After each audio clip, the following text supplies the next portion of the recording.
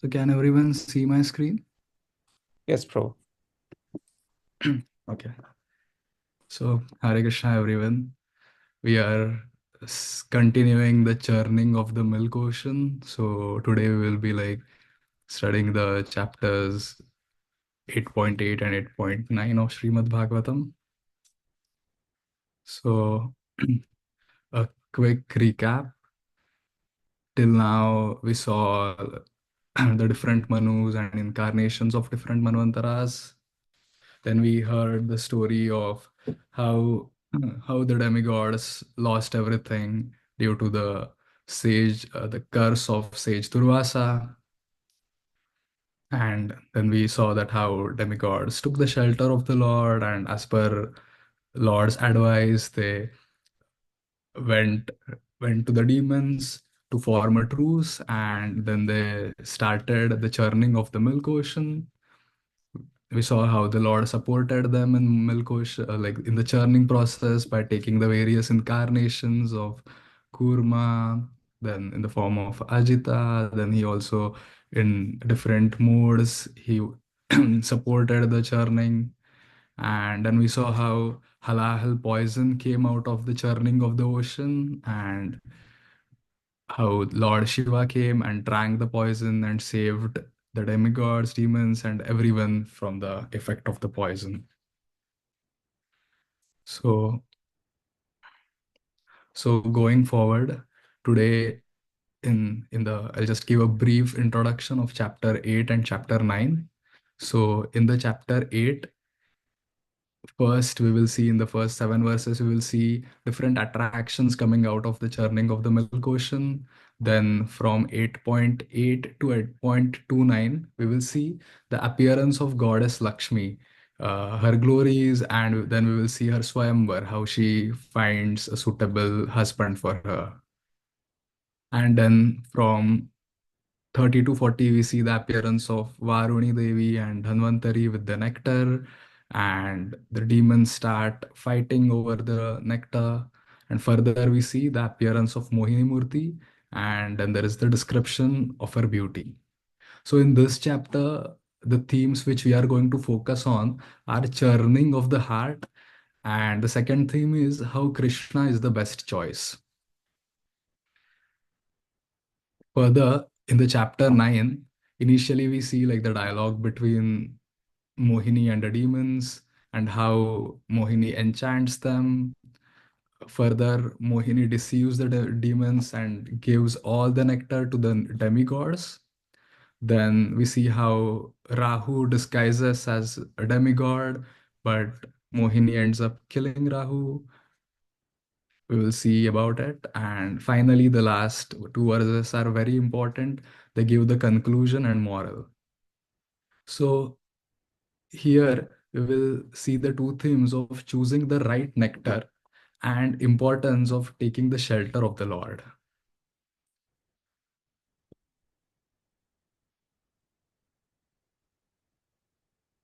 Okay, so I'll now share my screen. Okay, so we have total 75 verses to read. So we will need 5 readers to approximately read 15 verse each. So would anyone like to read? Yes, Jagannath Gopal Prabhu, you can start. Shukadev Goswami continued. Upon Lord Shiva's drinking the poison, both the demigods and the demons, being very pleased, began to churn the ocean with renewed vigor. As a result of this, there appeared a cow known as Surabhi. O King Parikshit, great sages who were completely aware of the Vedic ritualistic ceremonies took charge of that cow Surabhi, of that Surabhi cow, which produced all the yogurt, milk, and ghee absolutely necessary for offering oblations into the fire. They did this just for the sake of pure ghee, which they wanted for the performance of sacrifices to elevate themselves to the higher planetary systems, up to Brahmaloka. Thereafter, a horse named Uchchaishrava, which was as white as the moon, was generated. Bali Maharaj desired to possess this horse, and Indra, the king of heaven, did not protest, for he had previously been so advised by the Supreme Personality of Godhead. As the next result of the churning, the king of elephants, named Airavata, was generated. This elephant was white. With its 4 tusks, it defied the glories of Kailasa mountain, the glorious abode of Lord Shiva. Thereafter, O king, 8 great elephants, which could go in any direction, were generated. They were headed by Airavana. 8 she-elephants headed by Abramu were also generated. Generated thereafter from the great ocean were the celebrated gems Kaustubhamani and Padmaragamani. Lord Vishnu, to decorate his chest, desired to possess them. Generated next was the Parijat flower, which decorates the celestial planets. O king, as you fulfill the desires of everyone on this planet by fulfilling all ambitions, the Parijata fulfills the desires of everyone. Next, there appeared the Apsaras, who are used as prostitutes on the heavenly planets. They were fully decorated with golden ornaments and lockets, and were dressed in fine and attractive clothing. The Apsaras move very slowly in an attractive style that bewilders the inhabitants of the heavenly planets.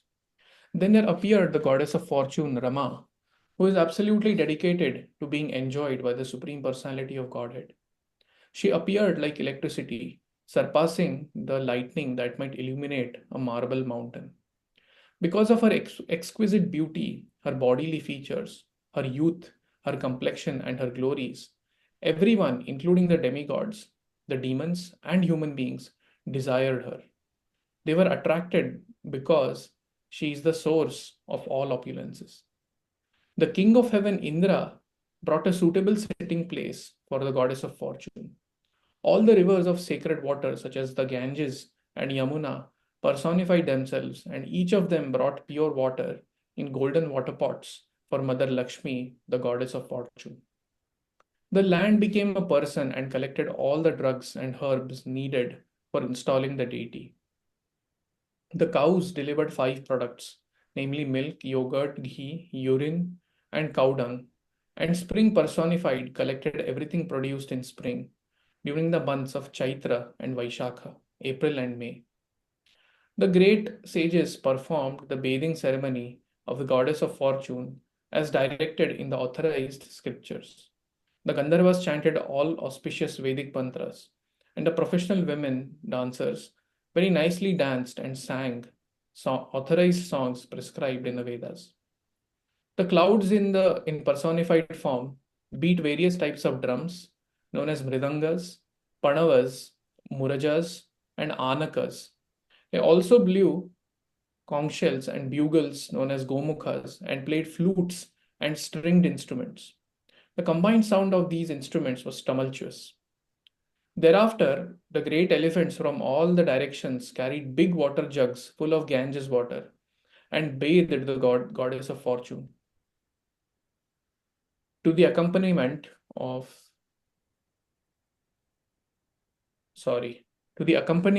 Vedic mantras chanted by learned Brahmanas. While thus being bathed, the goddess of fortune maintained her original style with a lotus flower in her hand, and she appeared very beautiful. The goddess of fortune is the most chaste, for she does not know anyone but the Supreme Personality of Godhead. The ocean, which is the source of all valuable jewels, supplied the upper and lower portions of a yellow silken garment. The predominating deity of water, Varuna, presented flower garlands surrounded by 6-legged bumblebees, drunken with honey. Thank you, Prabhu. Gaur Kumar Prabhu, would you like to read from 16 to 30? Sure, Prabhu. Vishwakarma, one of the Prajapatis, supplied varieties of decorated ornaments. The goddess of learning Saraswati supplied a necklace. Lord Brahma supplied a lotus flower, and the inhabitants of Nagaloka supplied earrings. Thereafter, Mother Lakshmi, the goddess of fortune, having been properly celebrated with an auspicious ritualistic ceremony, began moving about, holding in her hand a garland of lotus flowers which were surrounded by humming bumblebees. Smiling with shyness, her cheeks decorated by her earrings, she looked extremely beautiful. Her two breasts, which were symmetrical and nicely situated, were covered with sandalwood pulp and kunkuma powder, and her waist was very thin. As she walked here and there, her ankle bells jingling softly, she appeared like a creeper of gold. While walking among the Gandharvas, Yakshas, Asuras, Siddhas, Charanas, and denizens of heaven, Lakshmi Devi, the goddess of fortune, was scrutinizingly examining them. But she could not find anyone naturally endowed with all good qualities. None of them were devoid of faults, and therefore she could not take shelter of any of them. The goddess of fortune, examining the assembly, thought in this way: someone who has undergone great austerity has not yet conquered anger. Someone who possesses knowledge, but he has not conquered material desires. Someone is a very great personality, but he cannot conquer lusty desires. Even a great personality depends on something else. How then can he be the supreme controller? Someone may possess full knowledge of religion, but still not be kind to all living entities. In someone, whether demigod or whether human or demigod, there may be renunciation, but that is not the cause of liberation. Someone may possess great power and yet be unable to check the power of eternal time. Someone else may have renounced attachment to the material world, yet he cannot compare to the Supreme Personality of Godhead. Therefore, no one is completely freed from the influence of the material modes of nature. Someone may have longevity but not have auspiciousness or good behavior. Someone may have both auspiciousness and good behavior, but the duration of his life is not fixed. Although such demigods as Lord Shiva have eternal life, they have inauspicious habits like living in crematoriums. And even if others are well qualified in all respects, they are not devotees of the Supreme Personality of Godhead. Sukadeva Goswami continued, in this way, after full deliberation, the goddess of fortune accepted Mukunda as her husband because although he is independent and not in want of her, he possesses all transcendental qualities and mystic powers and is therefore the most desirable. Approaching the Supreme Personality of Godhead, the goddess of fortune placed upon his shoulders the garland of newly grown lotus flowers, which was surrounded by humming bumblebees searching for honey. Then, expecting to get a place on the bosom of the Lord, she remained standing by his side, her face smiling in shyness. The Supreme Personality of Godhead is the Father of the three worlds, and his bosom is the residence of Mother Lakshmi, the goddess of fortune, the proprietor of all opulences. The goddess of fortune, by her favorable and merciful glance, can increase the opulence of the three worlds, along with their inhabitants and their directors, the demigods. The inhabitants of Gandharvaloka and Charanaloka then took the opportunity to play their musical instruments such as conch shells, bugles, and drums. They began dancing and singing along with their wives. Lord Brahma, Lord Shiva, the great sage Angira, and similar directors of universal management showered flowers and chanted mantras indicating the transcendental glories of the Supreme Personality of Godhead. All the demigods, along with the Prajapatis and their descendants, being blessed by Lakshmi Ji's glance upon them, were immediately enriched with good behavior and transcendental qualities. Thus, they were very much satisfied. O king, because of being neglected by the goddess of fortune, the demons and Rakshasas were depressed, bewildered, and frustrated, and thus they became shameless. Next appeared Varuni, the lotus eyed goddess who controls drunkards. With the permission of the Supreme Personality of Godhead Krishna, the demons headed by Bali Maharaj took possession of this young girl. Thank you, Prabhu. Vishal Prakash Prabhu, you can go from 31 to 46. You can end this chapter. Okay, Prabhu. O king, thereafter, while the sons of Kashyapa, both demons and demigods, were engaged in churning the ocean of milk, a very wonderful male person appeared. He was strongly built. His arms were long, stout, and strong. His neck, which was marked with 3 lines, resembled a conch shell. His eyes were reddish, and his complexion was blackish. He was very young. He was garlanded with flowers, and his entire body was fully decorated with various ornaments. He was dressed in yellow garments and wore brightly polished earrings made of pearls. The tips of his hair were anointed with oil, and his chest was very broad. His body had all good features. He was stout and strong like a lion, and he was decorated with bangles. In his hand, he carried a jug filled to the top with nectar. This person was Dhanavantari, a plenary portion of Lord Vishnu. He was very conservant with the science of medicine, and as one of the demigods, he was permitted to take a share in sacrifices. Upon seeing Dhanavantari carrying the jug of nectar, the demons, desiring the jug and its contents, immediately snatched it away by force. When the jug of nectar was carried off by the demons, the demigods were morose. Thus, they sought shelter at the lotus feet of the Supreme Personality of Godhead, Hari. When the Supreme Personality of Godhead, who always desires to fulfill the ambitions of his devotees, saw that the demigods were morose, he said to them, "Do not be aggrieved. By my own energy, I shall bewilder the demons by creating a quarrel among them. In this way, I shall fulfill your desire to have the nectar." O king, a quarrel then arose among the demons over who would get the nectar first. Each of them said, "You cannot drink it first. I must drink it first. Me first, not you." Some of the demons said, "All the demigods have taken part in churning the ocean of milk. Now, as everyone has an equal right to partake in any public sacrifice, according to the eternal religious system, it is befitting that the demigods now have a share of the nectar. O king, in this way, the weaker demons forbade the stronger demons to take the nectar.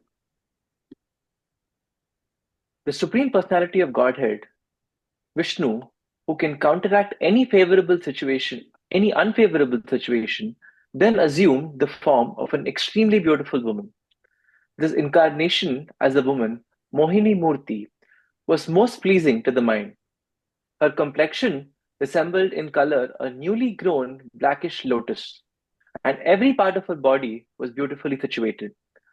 Her ears were equally decorated with earrings, her cheeks were very beautiful, her nose was raised, and her face full of youthful luster.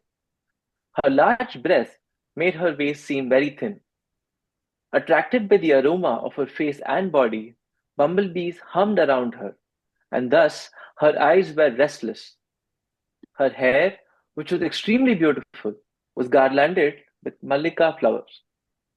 Her attractively constructed neck was decorated with a necklace and other ornaments. Her arms were decorated with bangles. Her body was covered with a clean sari, and her breasts seemed like islands in an ocean of beauty. Her legs were decorated with ankle bells. Because of the movements of her eyebrows, as she smiled with shyness and glanced over the demons, all the demons were saturated with lusty desires, and every one of them desired to possess her. Thank you, Vishal Prabhu.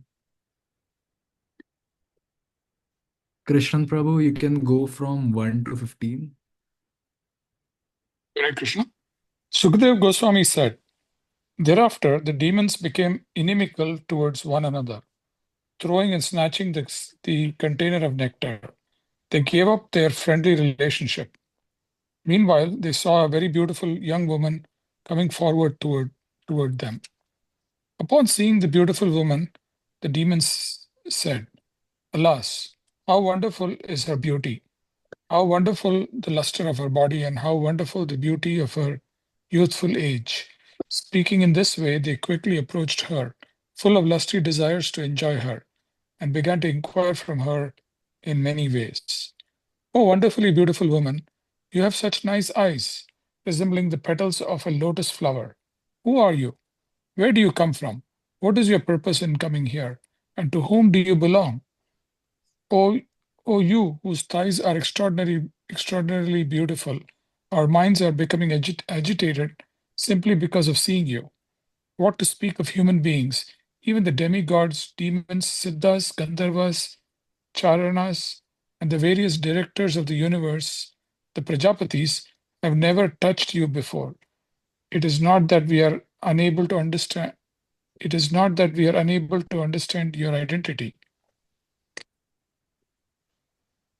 Oh, beautiful girl with beautiful eyebrows, certainly Providence, by his causeless mercy, has sent you to please the senses and minds of all of us. Is this not a fact? We are now all engaged in enmity amongst ourselves because of this one subject matter, the container of nectar. Although we have been born in the same family, we are becoming increasingly inimical. Oh, thin-waisted woman, you are so beautiful in your prestigious position. We request you to favor us by settling our dispute. All of us, both demons and demigods, have been born to the same father, Kashyapa, and thus we are related as brothers. But now we are exhibiting our personal prowess in dissension. Thus we request you to settle our dispute and divide the nectar equally among us. Having thus been requested by the demons, the Supreme Personality of Godhead, who had assumed the form of a beautiful woman, began to smile. Looking at them with attractive feminine gestures, she spoke as follows. The Supreme Personality of Godhead, in the form of Mohini, told the demons, O sons of Kashyapa Muni, I am only a prostitute. How is it that you have so much faith in me? A learned person never puts his faith in a woman. O demons, as monkeys, jackals, and dogs are unsteady in their sexual relationships and want newer and newer friends every day, women who live independently seek new friends daily. Friendship with such a woman is never permanent. This is the opinion of learned scholars. Sri Sukdev Goswami continued. After the demons heard the words of Mohinī-Mūrti, who had spoken as if jokingly, they were all very confident.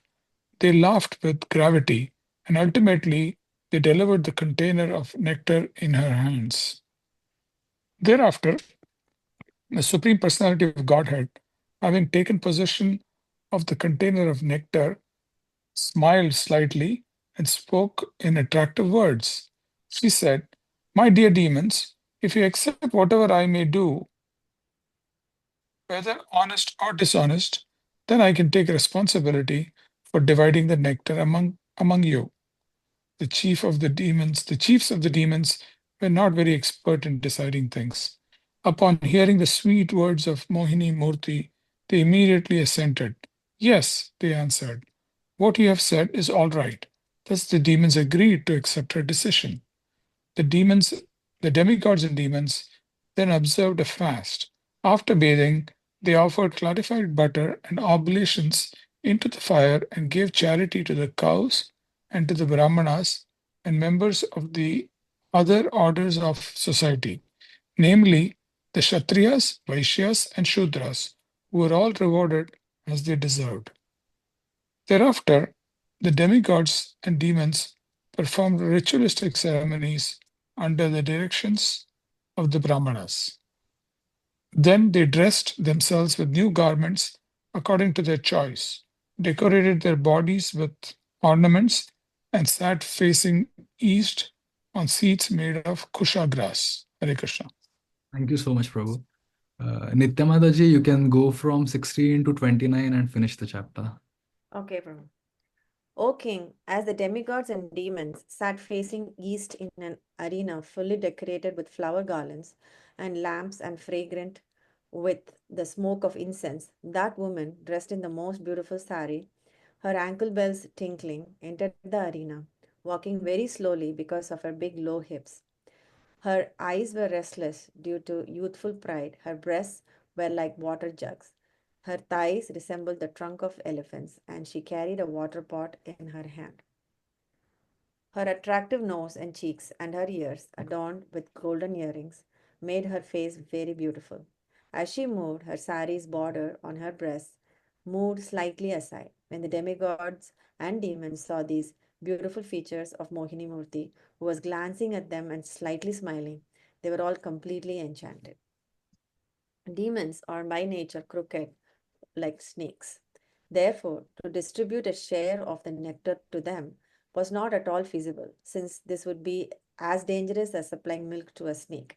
Considering this, the Supreme Personality of Godhead, who never falls down, did not deliver a share of nectar to the demons. The Supreme Personality of Godhead, as Mohinī-Mūrti, the Master of the universe, arranged separate lines of sitting places and seated the demigods and demons according to their positions.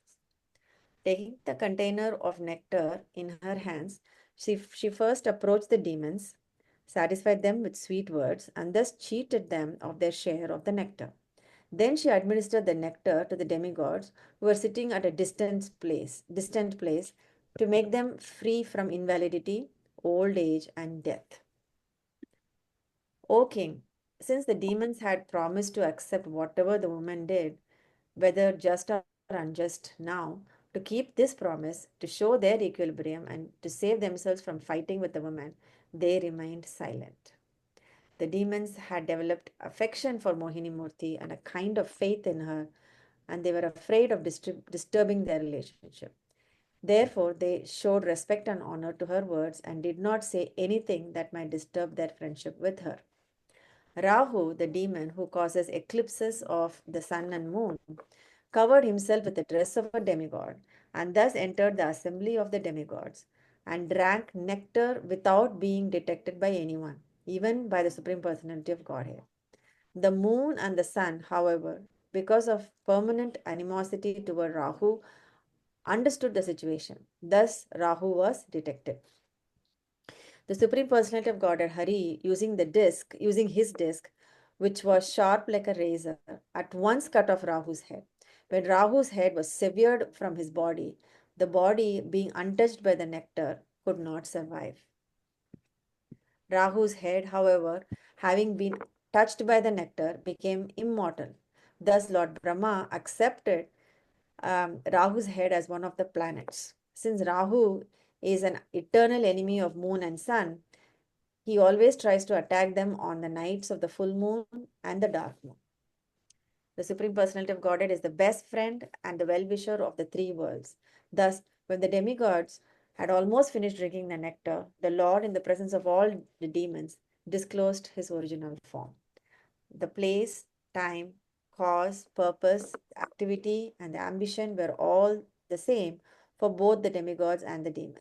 But the demigods achieved one result and the demons another. Because the demigods are always under the shelter of the dust of Lord's lotus feet, they could very easily drink the nectar and get its result. The demons, however, or not having sought shelter at the lotus feet of the Lord, were unable to achieve the result they desired. In human society, there are various activities performed for the protection of one's wealth and life by one's words, one's mind, and one's actions, but they are all performed for one's personal or extended sense gratification with reference to the body. All these activities are baffled because of being separate from devotional service. But when the same activities are performed for the satisfaction of the Lord, the beneficial results are distributed to everyone, just as the water poured on the root of the tree is distributed throughout the entire tree. Hare Krishna. Thank you so much, Mataji. Thank you, all the readers. Uh, yeah, so just do the Om Adnyanatimirandasya Jnananjanashalakaya Chakshurunmilitam Yena Tasmai Shri Gurave Namaha नमो ओम विष्णुपादाय कृष्णपृष्ठाय भूतले श्रीमते भक्तिवेदांत स्वामी इति नामिने नमस्ते सरस्वते देवे गौरवाणी प्रचारिणे निर्विशेष शून्यवादी पाश्चात्य देशतारिणे जय श्री कृष्ण चैतन्य प्रभु नित्यानंद श्री अद्वैत गदाधर श्रीवासादि गौर भक्त वृंद हरे Krishna Krishna Krishna Hare Hare Hare Ram Ram Ram Hare Hare. So before starting, I would like to take the blessings of everyone. So I might be able to say something that is meaningful and serve all of you and serve Guru and Krishna. Also, whatever I'm saying, it is from taken from different lectures of Chaitanya Charan Prabhu, Radhe Shyam Prabhu, and others. So I'm just saying like nothing of this is my realizations or anything. Yeah. So the churning of the milk ocean continues. And before going ahead, let us churn the word churning itself. We use the word churn so often in Krishna consciousness. So I would like to ask all of you a question. What do you think when you think of the word churn? And what does it mean to you? Would anyone like to answer?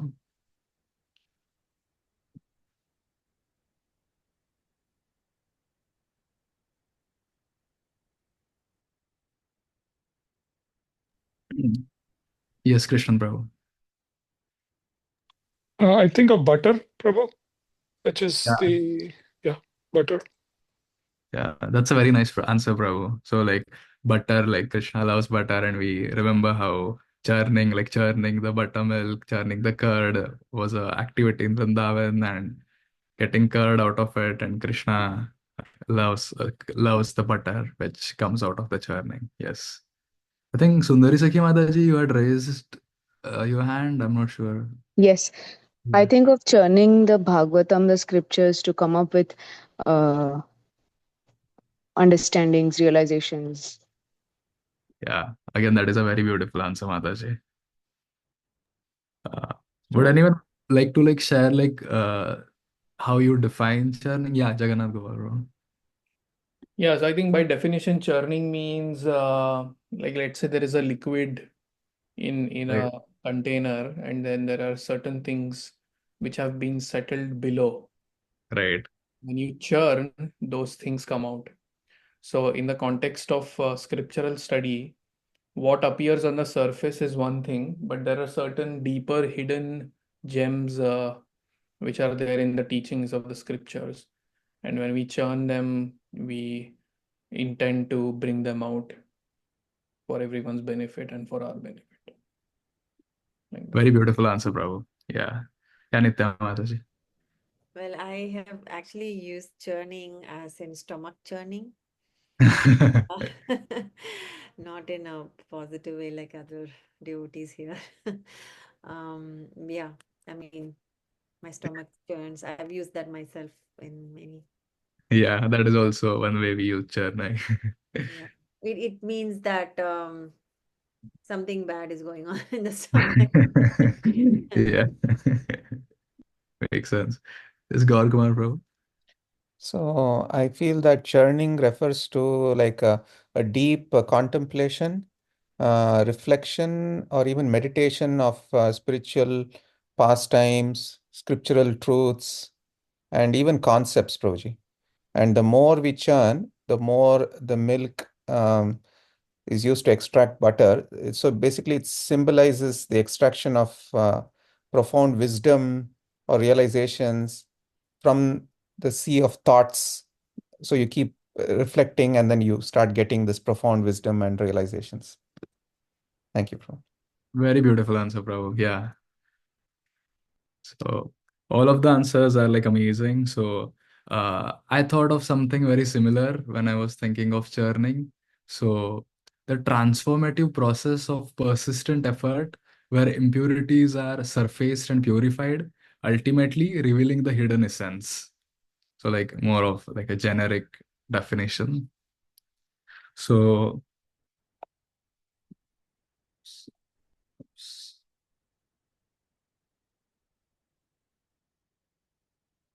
So I was listening to a lecture of Chaitanya Charan Prabhu, and he says that three things are churned over here.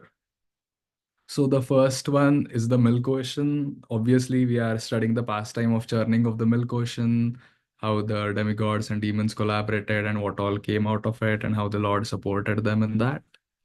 The second, as Sundari Sakhi Mataji said, and even Gaur Kumar Prabhu mentioned, it is the churning of the Bhagavatam itself. So we are churning the Bhagavatam to get the essence. It's not like we are getting something better from Bhagavatam, as Bhagavatam is itself the essence. But the understanding is that we are churning our own understanding of the Bhagavatam to go deeper into the pastimes and connect more deeply with Krishna. And further, we are churning our own heart. So, though our heart is small compared to the ocean, but it has endless desires, the way an ocean has endless waves inside it. So, many of the desires are superficial and trivial. So, they are about the things which won't make much difference in our life in the long run if we just chase those desires. But they can end up wasting a lot of time from our life. So we really need to churn our heart so the purer, deeper, and worthier desires, which are hidden deep inside, come up and they take us to a glorious destination. So let us dive deeper into the churning of the heart. So now the bhakti itself is the process of churning our heart. So as we saw the definition of churning, Bhakti, if we apply the same to bhakti, bhakti is the transformative process which transforms our heart by clearing the anarthas, the impurities, and ultimately revealing the true innermost desire of Krishna Prema, the desire to love and serve Krishna. So, uh, if we apply the same analogy of the churning of the milk ocean to bhakti, we need the persistent efforts of sadhana and seva in bhakti.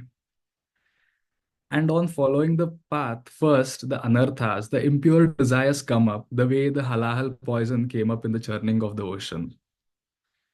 In this phase, Krishna wants us to take the shelter of Guru and devotees, the way demigods took shelter of Lord Shiva.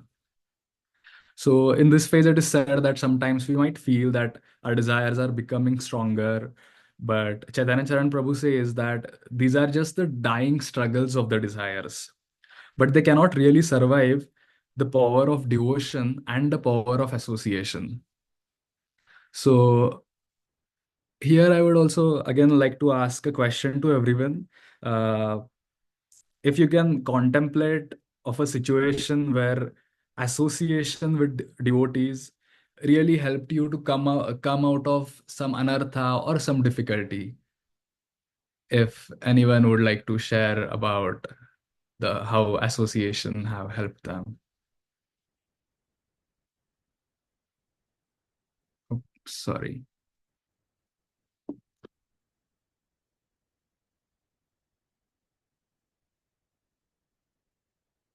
Yeah.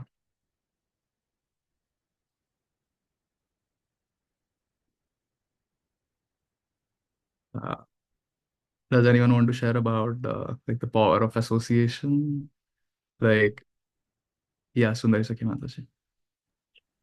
I've noticed one thing that when, especially this time we had gone to Yatra, Yeah. it's so much more easier to get up early in the morning and go to Mangal Aarti Totally at home. agree. Yeah, it's super. You can really see association make a difference there.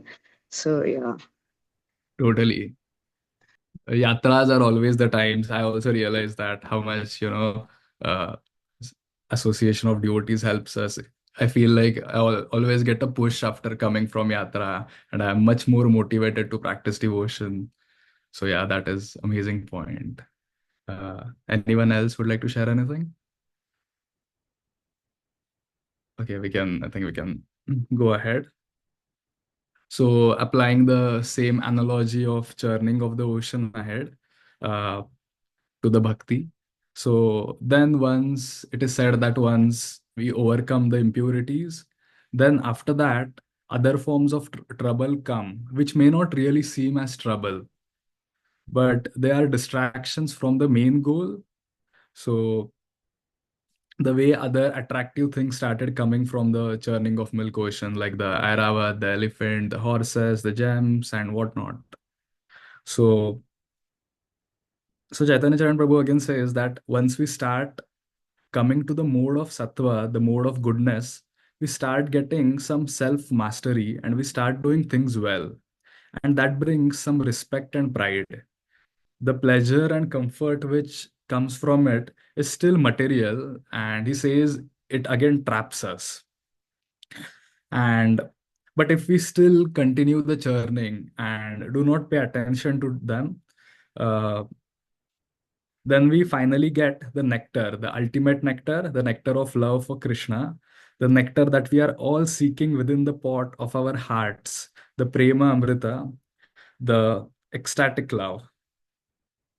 So, so here I would like to just read the translation of the first verse of Shikshashtakam by Mahaprabhu. So, glory to the Sri Krishna Sankirtana, the congregational chanting of the Lord's holy names, which cleanses the heart of all the dust accumulated for years and extinguishes the fire of conditional life, of repeated birth and death. That Sankirtana movement is the prime benediction for humanity at large because it spreads the rays of the benediction moon. It is the life of all transcendental knowledge. It increases the ocean of transcendental bliss and it enables us to fully taste the nectar for which we are always anxious. So here we again see that how beautifully it is described that this Krishna Bhakti, Krishna Sankirtana chanting, how by it we can taste the ultimate nectar and fulfill our deepest desires. So, so yeah, that was our first topic. Now, after this, I'll just like to read a small part from Radhanath Maharaj's class, and it relates very beautifully to what we are discussing here.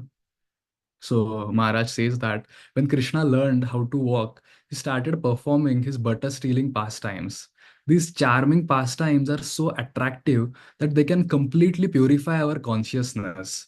If we can somehow or the other develop taste for hearing and speaking the pastimes of the Lord in the association of devotees, we can transcend all the miseries of material existence. To hear and speak about Krishna is the ultimate fulfillment for a devotee. The Bhagavad Gita explains that Krishna reveals himself according to the level of our surrender. By sincerely focusing on hearing and chanting, Krishna reveals and gives us entrance into those pastimes. The gopis would come and complain to Yashoda. They would say, now we are lodging all these complaints, and Krishna is looking at the floor as if he is completely innocent. But we know very well that in his mind he is plotting as to when he is going to steal our butter. The gopis told Yashoda Mai, actually, the only reason that we complain is that it gives us an excuse to talk about Krishna. If we want to understand these beautiful pastimes of Srimad Bhagavatam, we must first know the conclusions of Bhagavad Gita. Lord Krishna is the proprietor of everything that exists. The sign of a proprietor is that he has control over something.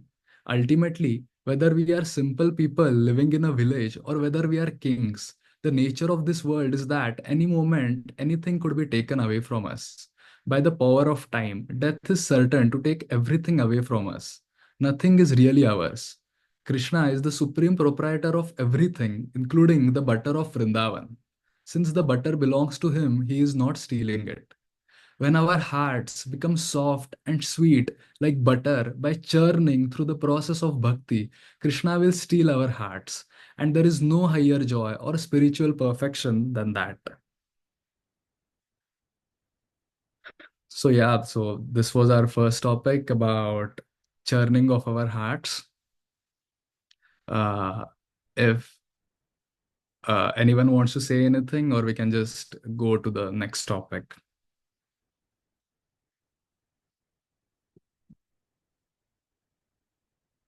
So now, different beautiful and attractive things started coming from the churning of the ocean.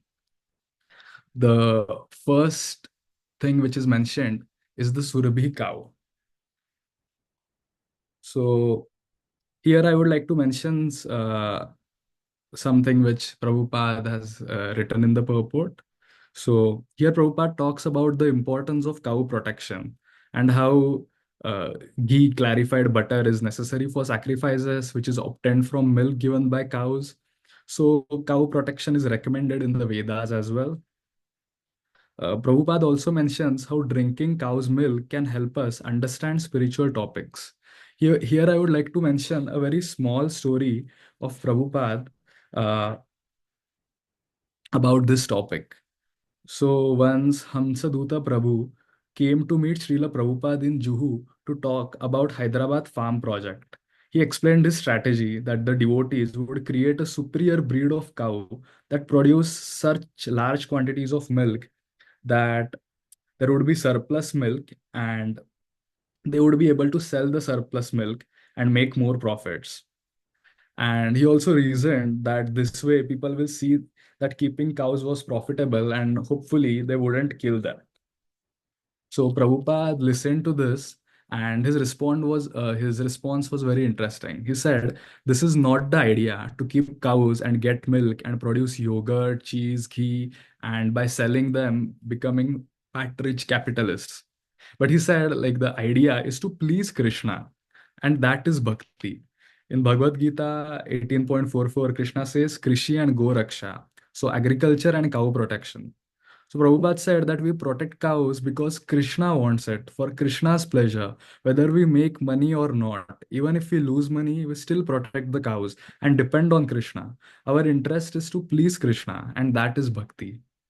So I just loved how here Prabhupada always keeps bhakti at the core of everything. So I just wanted to share the small story. So yes, Prabhu, Jagannath Gopal Prabhu. So there is an interesting story I had heard many, many years ago. So Yeah. one of my very close friends, devotee friends, he was telling this, and apparently they wanted to create a sannyasi in ISKCON. They wanted to create a farm project and a goshala, and they wanted to get these authentic, the most authentic Gir cows, like Okay. this breed of cows, which is the most authentic. Like there is no cross breeding or anything. It's like the original cow breed in India. Now, interestingly, they did not find such an original cow breed anywhere in India. Now, it was surprising though that they found this breed somewhere in South America. Oh, And the way it happened was many hundreds of years ago. Some Indian king, he gifted, a bunch of cows, these original, authentic. I mean, all cows are authentic, and it's not about authenticity, but the original breed of cows to this some other ruler in South America or something. I don't know if it's exactly South America, but somewhere in right, another part of the world. And then those people, they maintained that breed actually nicely. But since you mentioned like capitalism, right? Prabhupada said we don't want to be capitalists, right, take care of cows for the pleasure of Krishna, but that factor went missing in the Indian system. Like all this white revolution and this and that came. right, So that central focus on taking care of cows went away. But then these people, the other country rulers, they took care of those cows, and then they still had that breed, like cows of that breed, and that's how this sannyasi sourced these cows and started their goshala. Yeah. Wow. Very interesting story, bro. So they got the cows from South America or wherever it was. Wherever it was. Yeah, I think he had told me Brazil, but I have to go back and verify.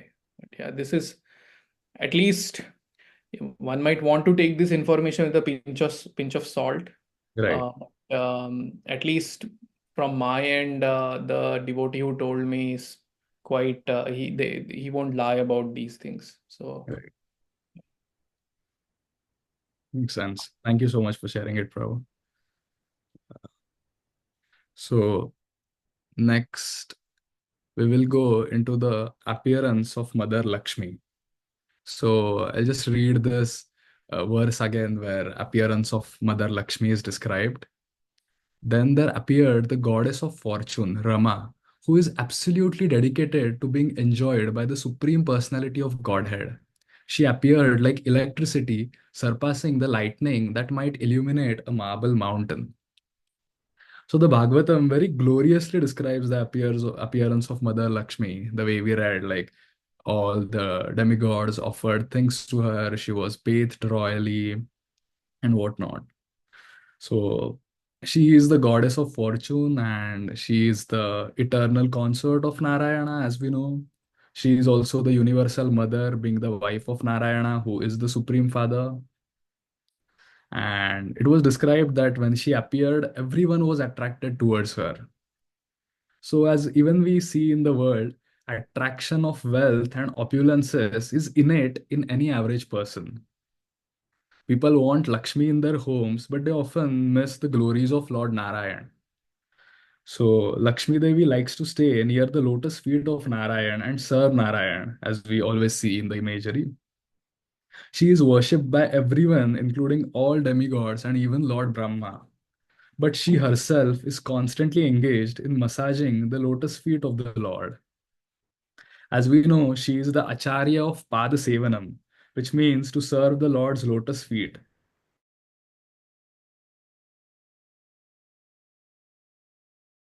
Says she is absolutely dedicated to being enjoyed by the Supreme Personality of Godhead. And the Supreme Lord Krishna is the supreme enjoyer and the supreme proprietor of everything. So Prabhupada says that the first prerequisite for peace is that all wealth be offered to the Supreme Personality of Godhead, and everyone should give up their false proprietorship over worldly possessions and offer everything to Krishna. It is said by offering our wealth to Lord, it is purified. Understanding we do not own anything and we are servant of the Lord, we can get all peace and happiness. The devotees who always engage in the service of Narayan can easily achieve the favor of the goddess of fortune. But trying to possess her for personal enjoyment can lead to frustrations. So here we can just compare two stories. So Sudama Brahman offered whatever he had to Lord Krishna, and knowing that satisfying the senses of the Lord will satisfy everyone, including himself, as all the living beings are parts and parcel of the Lord, and our senses are also part and parcel of the Lord's senses. And we see how he got the favor of the goddess of fortune as well. But Ravana wanted Mother Sita for his personal enjoyment and without Lord Ramchandra. So he tried to separate them, and his entire empire was vanquished. So we can see how Mother Lakshmi also likes the people uh, who are devotees of the Lord, and she doesn't like people who want to enjoy her independently. So here I would like to ask a question to all of you, that what do you think was the purpose of appearance of Goddess Lakshmi in this pastime?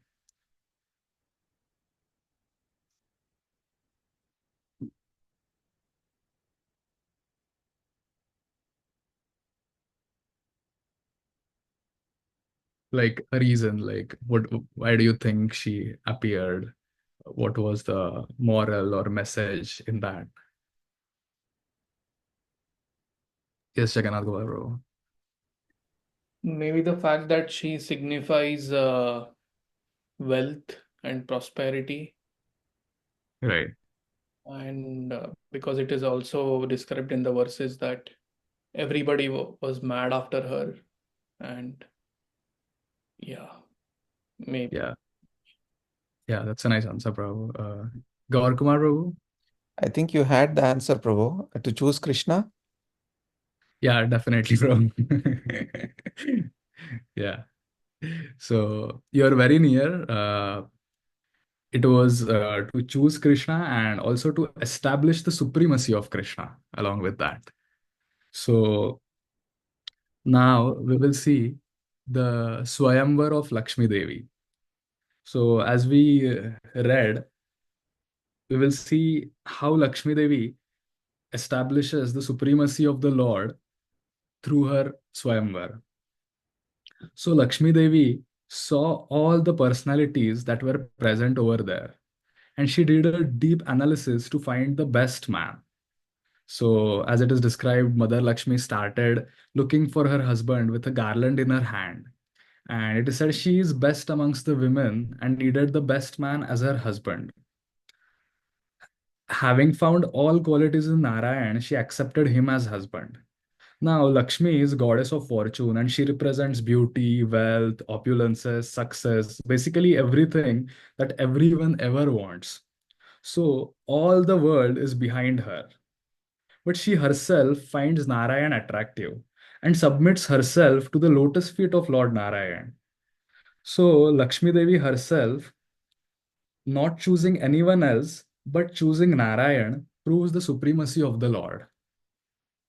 And in the further analysis, we will also see who is the supreme controller and how Lakshmi Devi shows it.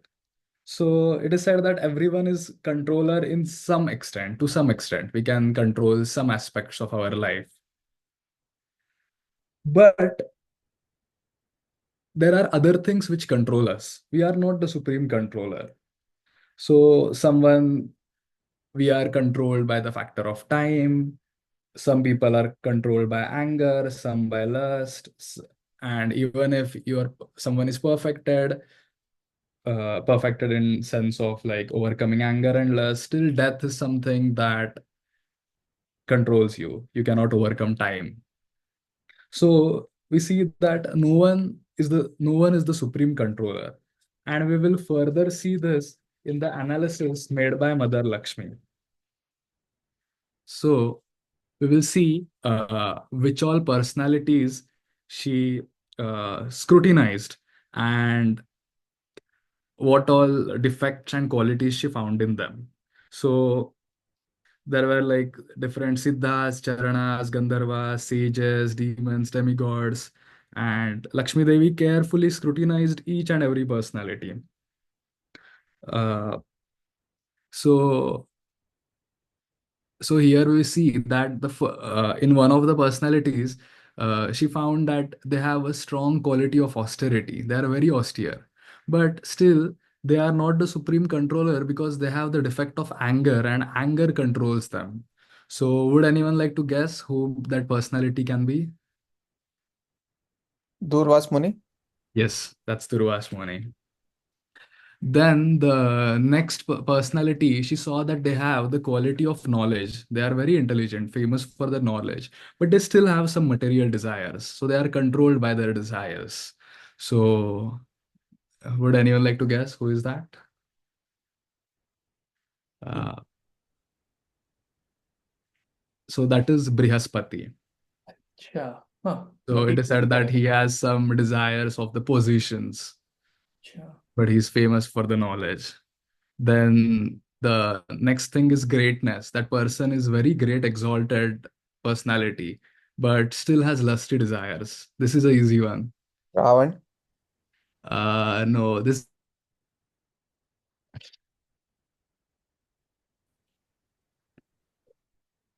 Indra. Lusty desire is Indra, na? exalted, very exalted personality. Exalted. Exalted than Indra. No. Vishwamitra. No, I don't know. Brahma. Yeah, that's Brahma. Correct. Then the next one is he's a great controller, but still he depends on others. There are other controllers above him. So this might be a bit tricky. This is Indra. Indra being the controller of heavens and other planets, but still he has to depend on uh, Brahma, Nara, and Shiva and others. Then this is also a bit tricky. This is a sage. He has a very good knowledge of religion, but he's not kind to jivas. He doesn't have compassion, but has a lot of knowledge of religion.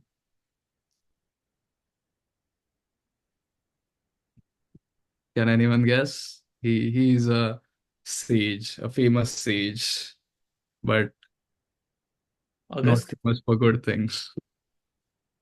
Sorry, what did you say, bro? Agastya? No. No, Maitreya? no. He is a brahmana who advised people to go against Vishnu rather not to surrender Vishnu. That could be a clue. Shukracharya. Shukracharya. Yeah, that's Shukracharya. Uh, this is great power and defeated by time. This is all the demons, basically, any powerful demons, they had great powers, but none of them could survive time. So they were controlled by time at the end. Then freed from material modes, but they were not suitable companions for Lakshmi Devi. Whom could they be? These are multiple personalities who move together in a group. Kumaras. Yes, correct. And long life but no good conduct. So this is difficult. It is said Maharaj Bali because he had long life, though he was the uh, grandson of Prahlad Maharaj. He had some bhakti and good qualities, but because from childhood he associated a lot with demons, it is said that his conduct happened that like of demons, and so it is mentioned that Lakshmi Devi rejected him for not having good conduct. It also describes how association is important. And finally, good behavior and short time is human beings. And this was something which was mentioned. It is Lord Shiva, how Shiva itself means auspicious, but he has some external inauspicious habits. And yeah, and it is said lastly that there were some personalities who were well qualified, but they were non-devotees. I'm not sure who were they. But yeah, so that's how we can see how Lakshmi Devi saw that all these personalities are great in their own ways, but at the end, they are not the supreme controllers. They are controlled by some other things. So then, after full deliberation, the goddess of fortune accepted Mukunda as her husband, as he possesses all the transcendental qualities and mystic powers, and is thus, therefore, the most desirable. It is said that the Lord is fully independent and he himself was not in want of her. He is very compassionate towards everyone, but not in want of anyone, as he is whole and complete. But nonetheless, the goddess of fortune accepted him as her husband.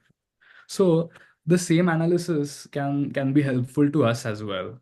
In this world, there are many attractive objects which seem desirable, and they can also offer pleasure, but if pleasure is very finite.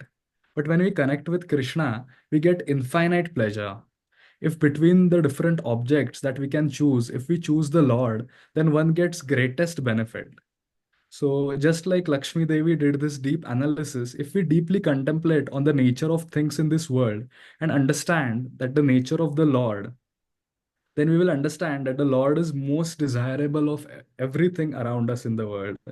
And desiring Him is the sign of greatest intelligence, and it will bring about the greatest auspiciousness and happiness. So, we always have the choice of choosing between Maya and Krishna. So, I wanted to ask all of you that how do you keep choosing Krishna in life? And if what has helped you in doing that? If anyone would like to share about it.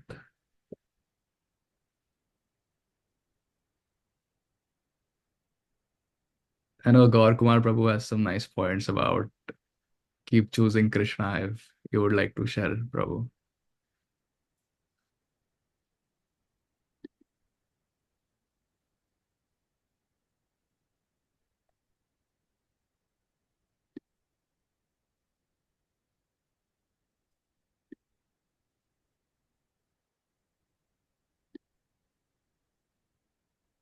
remember Gaur Kumar Prabhu was sharing last time that uh, you know how listening helps a lot, and he particularly said like listening the Prabhupada Lilamrit helps a lot to keep you, focused on Krishna and not get diverted by Maya. So I just remembered that one point.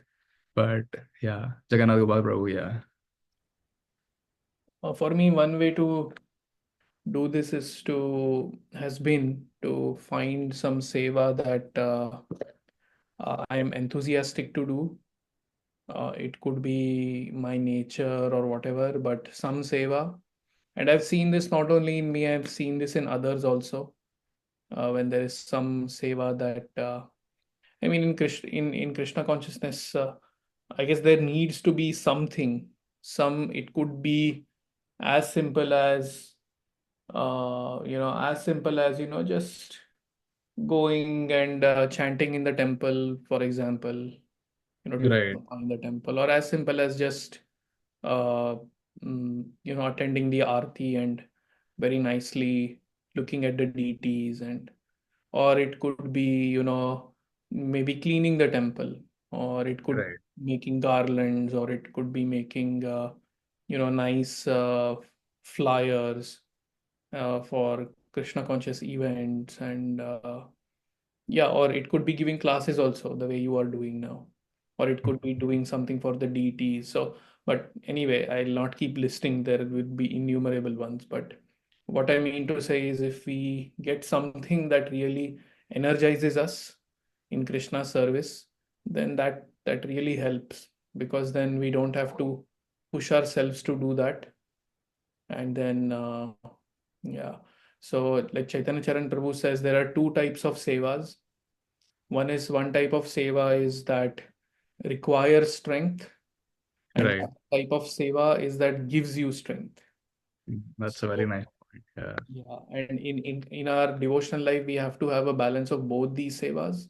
We can't just keep doing what energizes us, and just keep so to say reveling in that ecstasy perpetually. We need to also do certain sevas that require energy and which are the need of the hour, so to say, like that. Of course, these are big words, but right. I'm not following any of them, but just repeating. You definitely are, bro. It's a good framework to think of, actually. And this he had answered in a response to a question by Gaur Kumar Prabhu, actually. I remember Oh, Kumar Prabhu had asked a question about he had said that he had read somewhere or heard somewhere that the most compassionate people have the hardest boundaries. Is right, what he said. And then in response to, and he wanted to understand that, so the Chaitanya Charan Prabhu gave this answer, that there are certain service that require strength and there are certain service that give strength. So we need to right, do both. If we just keep doing things that require strength, then we'll be burnt out. right. That extreme is also there. So yeah, sorry for the long. No, that was very beautiful, Prabhu. Lots of reflections, like following, like doing services which we really like, really give us strength, and they can really help us, like, keep choosing Krishna over other things. That makes a lot of sense, Prabhu. I agree with that. Yeah, Nitya Mataji. Yeah, I mean, that's very inspiring. I was thinking about like how about day-to-day things, right? Like, Yeah, I mean, having a fixed seva is good. Like, I have to do that seva and then you're doing it.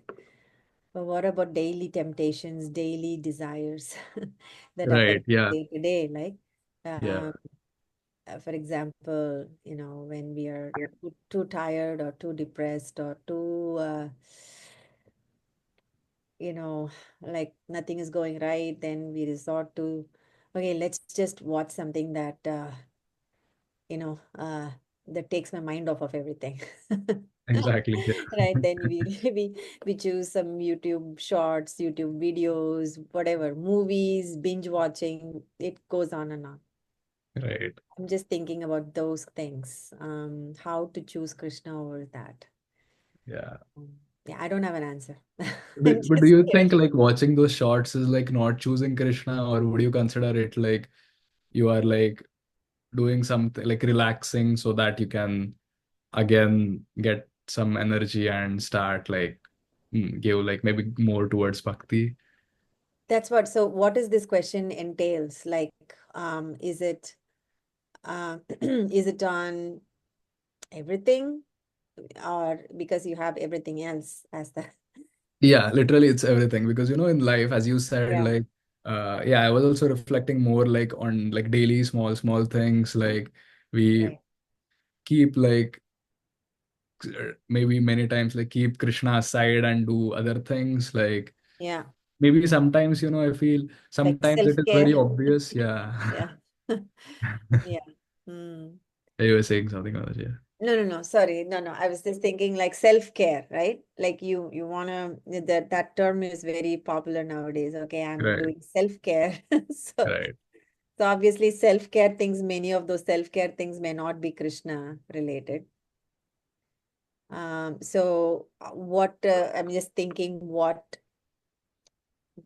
is the scope of this question? Like Yeah.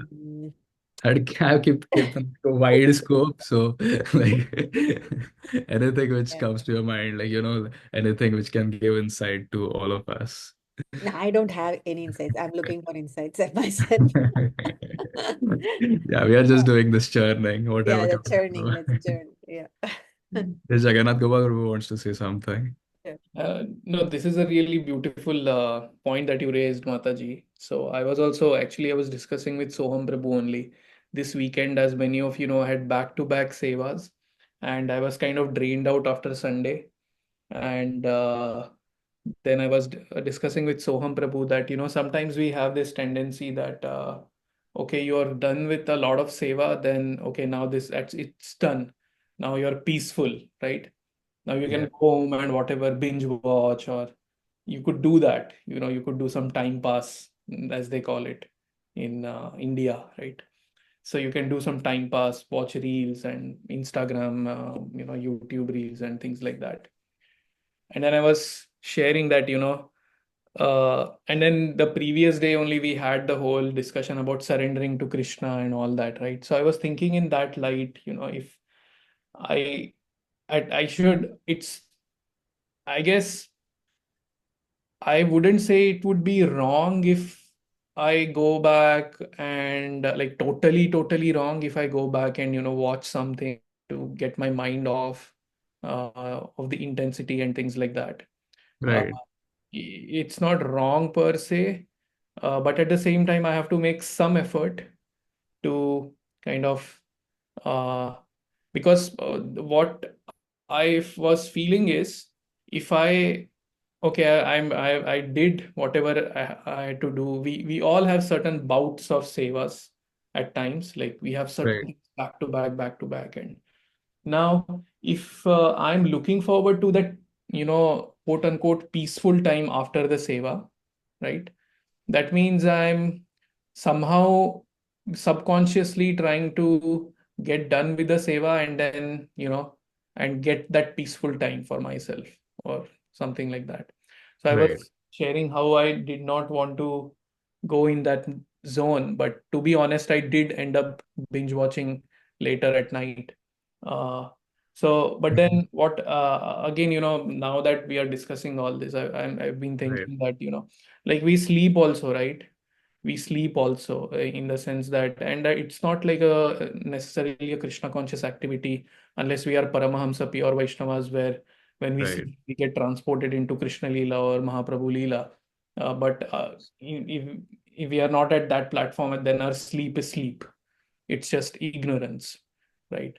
So then it's something like that. It's a need.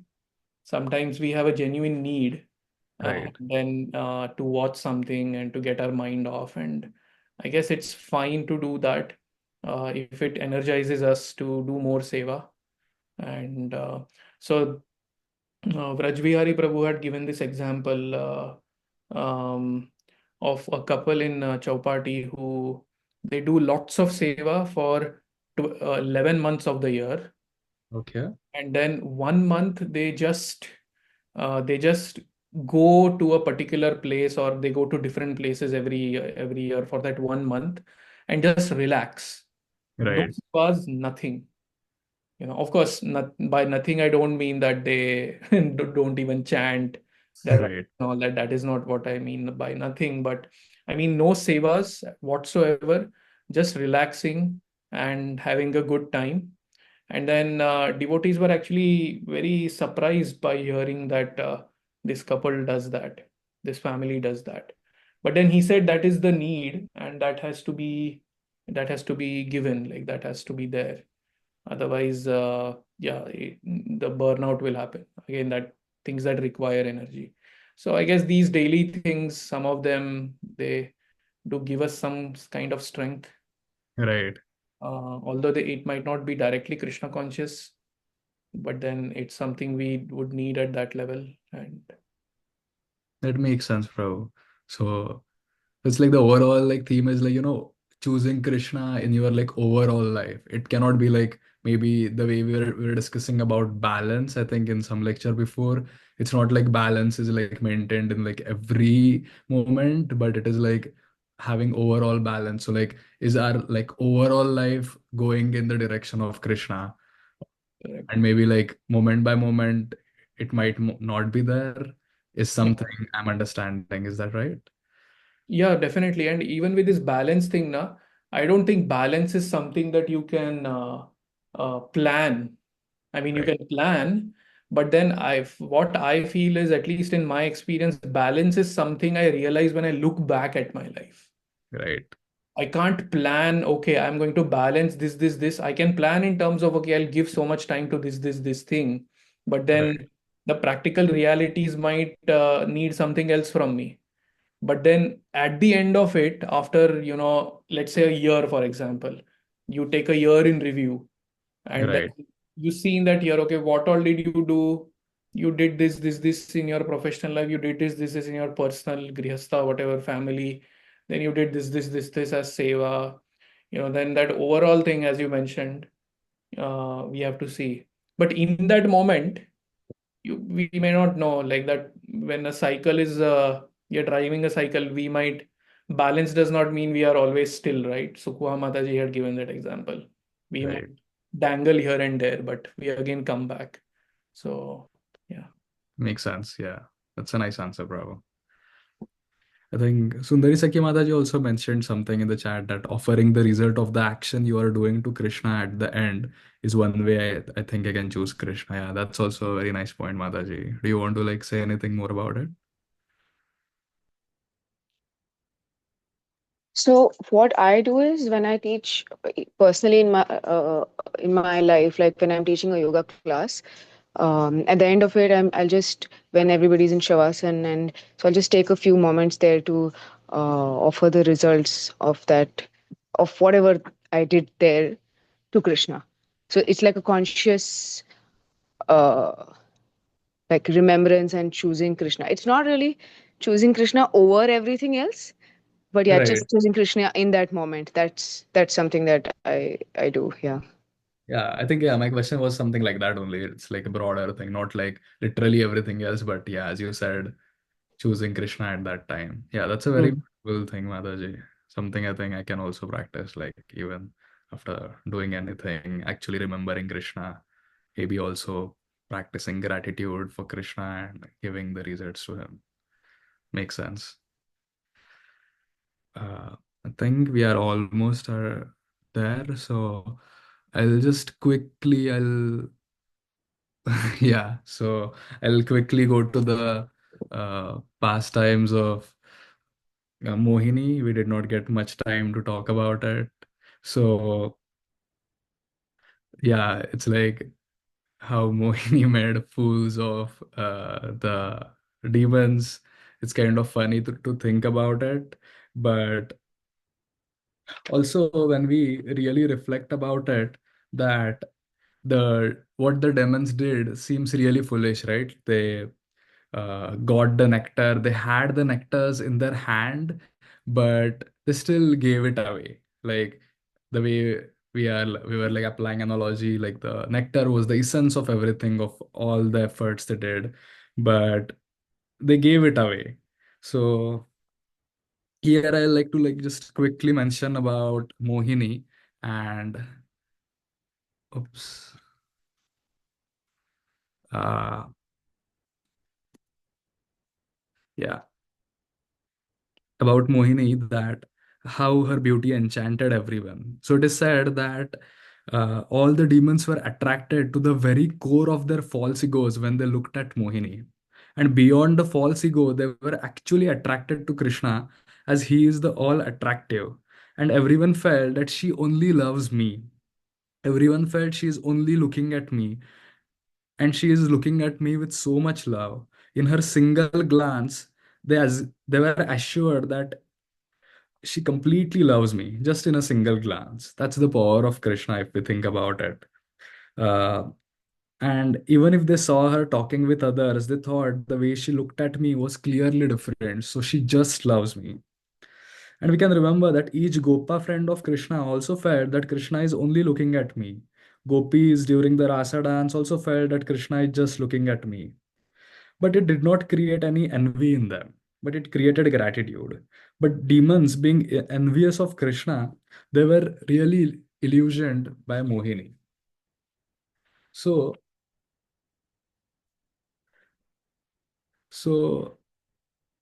we see how demons got really captivated by Mohini, and they thought that she is so beautiful, so she will be very intelligent as well. If we see that there is no actual connection between that, but it is just an example that if people have demonic tendencies, they can be easily fooled by the objects of sense enjoyment.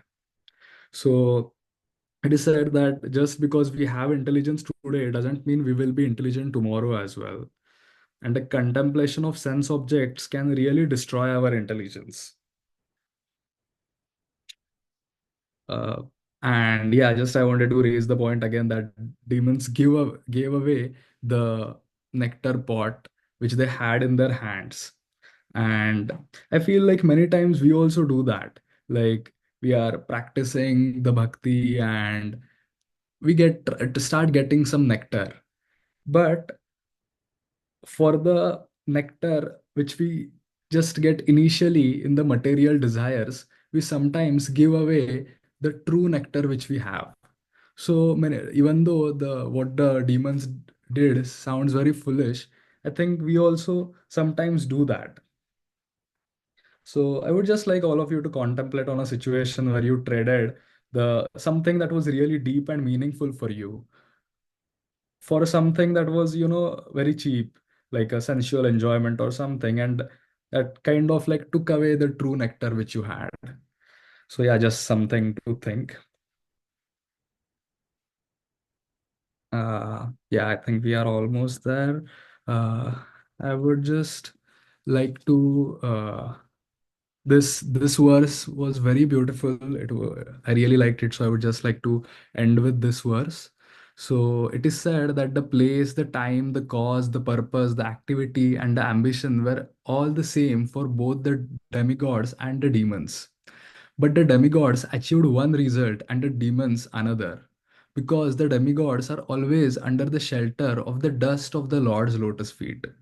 They could very easily drink the nectar and get its results. The demons, however, not having sought shelter at the lotus feet of the Lord, were unable to achieve the result they desired. So we see the demons and demigods achieve different results from the same activity, and though everything was same for them. But the only difference was that the demigods always take the shelter of the dust of the lotus feet of the Lord. So, as we know, Krishna is the owner of all our senses. He directs the senses based on how much we are surrendered to Him. Every time we have an opportunity, we can choose it to do for Krishna or not to do for Krishna. It is said that the moment we choose Krishna, He takes it over and directs our senses. So He owns our senses and directs them and also protects them. But if we use our senses to please everyone other than Krishna, then as Prabhupada says, we may look as devotees, but our minds and hearts are not surrendered to Krishna. So here we can look at an example of Dhruva and Dhritarashtra. Would anyone like to answer that? What was one common thing between Dhruva and Dhritarashtra?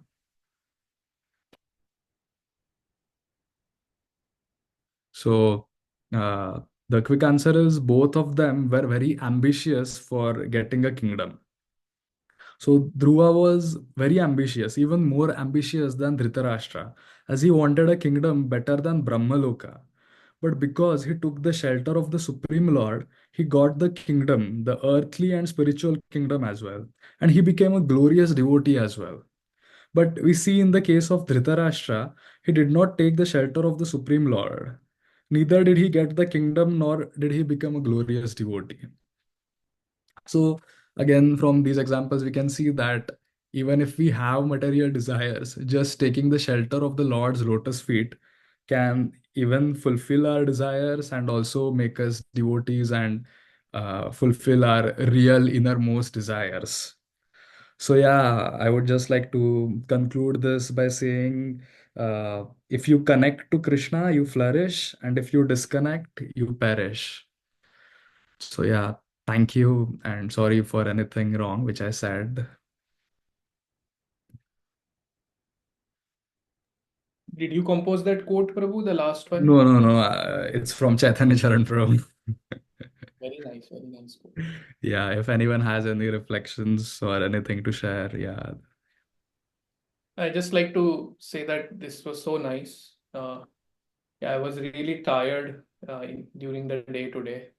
I forgot my laptop and I Yeah.